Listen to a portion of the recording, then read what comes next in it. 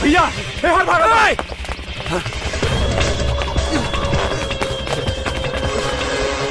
नरेंद्र देख कहाँ छुपल बा। चले रे धोनी का हाथ खुदा।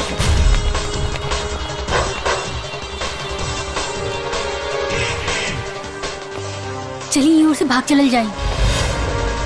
बस अब ना, बहुत हो गई, बहुत भाग लेनी, अब तू खाली देखत जा।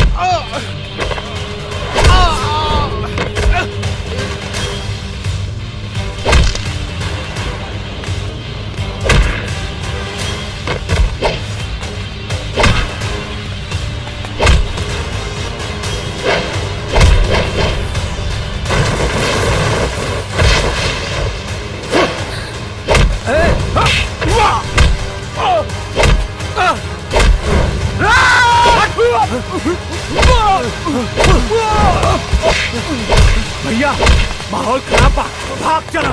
कब वो मारे मत, कब भागे मत, इस तरह से बाद में निपट लेंगे। चला भाग चला भैया, भैया भाग चला, चला आगा सारे तारा नानी कहना था। भाग चला। हट हट, देख ले सारा तरह के।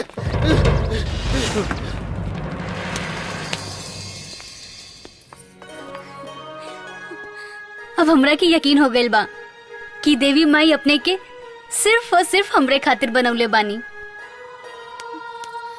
दिमाग ढीला हो गइल बका? हाँ? ई तू का कहत रू? हम सच कहतानी, रहुआ हमार आंख से उतर के दिल में समा गइल बानी।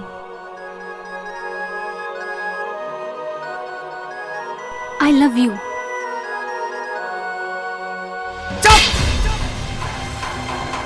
बच्चलन कही की केहू और के नाम के सिनूर अपना मांग में भर के हमरा से प्यार के नाटक करता रे। शर्म नहीं आवत? हमरा मांग में सेनूर के और के नाम के ना, बल्कि देवी माई के चौखट से उठा के लगौले बानी, ताकि हम अपन कुंवारपन की रक्षा कर सकी।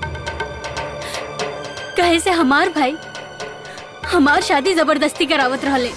शादी बियाह लड़का लड़की के मर्जी से ना, बड़ बुजुर्ग के मर्जी से होला।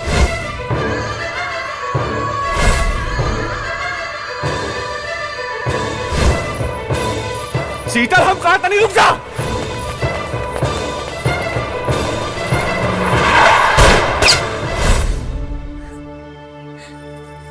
और अगर अब रहुआ हमरा प्यार के स्वीकार ना कहनी ना, तो हमरा लगे मरे के अलावा और कोनो रास्ता नहीं के।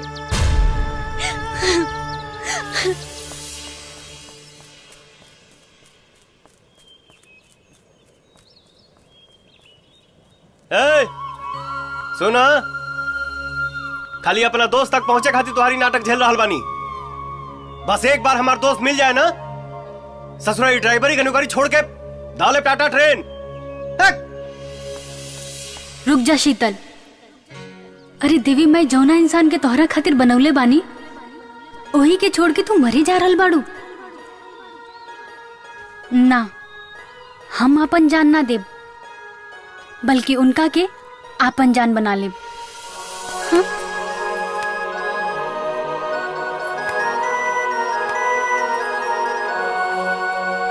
हट! देख, हम तोर नाटक यही चलते झेल रहा बानी, कहे कि तोरा चक्कर में हमार दोस्त फंसल बा।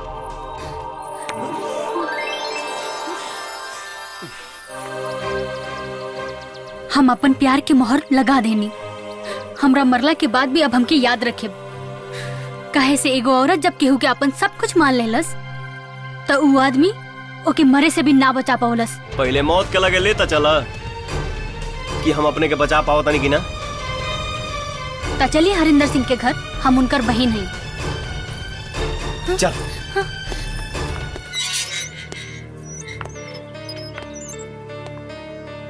ए हरिंदर बाबू, चला।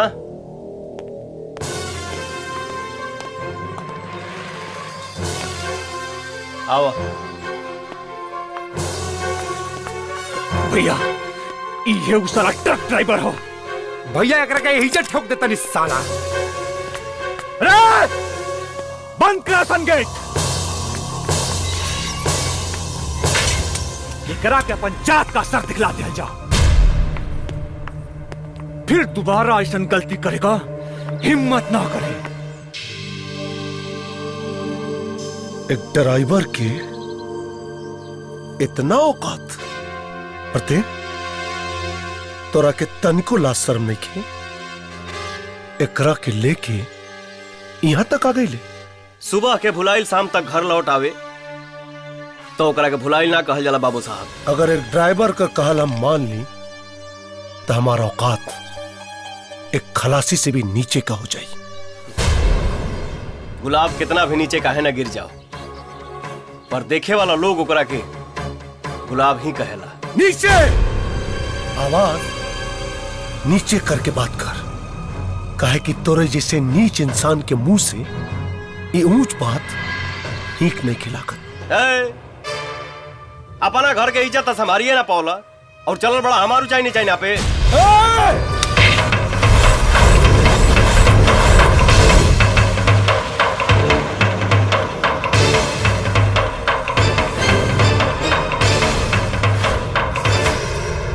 हाथ संभार के भैया, तहार हाथ खैला पर इनकर इज्जत तो बढ़ जाई, लेकिन कहीं गलती से इनकर हाथ लाग गई तो तहार इज्जत घट जाई। बढ़िया, बहुत बढ़िया। 2-4 दिन में कितना जान गई ले एकरा बारे।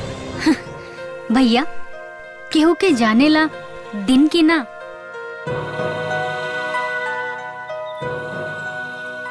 बल्कि दिल के जरूरत होला। तो देख तमाशा देख, आज पहला बेर एक भाई अपना दरवाजा पे अपना बहन के आशिक के काटी। देख तमाशा। भैया नहीं, ना भैया। मार भैया खत्म कर दो आज, मारा साले के। छोड़ दो भैया, भैया छोड़ दो, भैया छोड़ दो, भैया भैया भैया छोड़ दो भैया। ठीक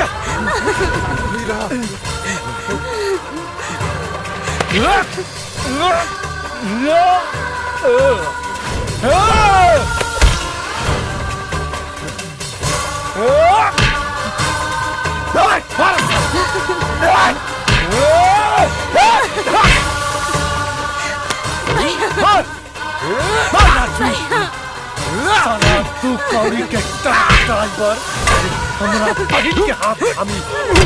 खत्म कर साला के। और बैठ।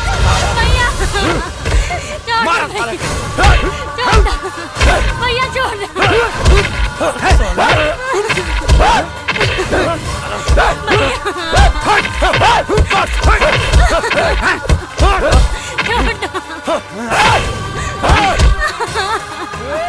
का रे साला हमार बहन के लेके भाग बे। भैया कहा था ठोक दी सरवा के। ए, छोड़ छोड़ दे। मर गई बस साला। छोड़ छोड़ दे।